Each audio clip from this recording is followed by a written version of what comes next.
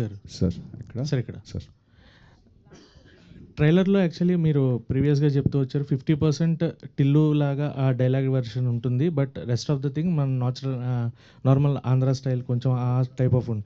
But ట్రైలర్లో చూసుకుంటే మాకు 100% టిల్లు రిఫ్లెక్షన్సే కనిపిస్తున్నాయి, ఆ క్లైమాక్స్ షాట్ కానీ ఏదైనా కానీ. సో మూవీలో కూడా ఇదే ఉంటుందా ఎలా? అంటే యాక్చువల్లీ టిల్లుకి జాక్కి చాలా చాలా చాలా డిఫరెన్స్ ఉంది సార్.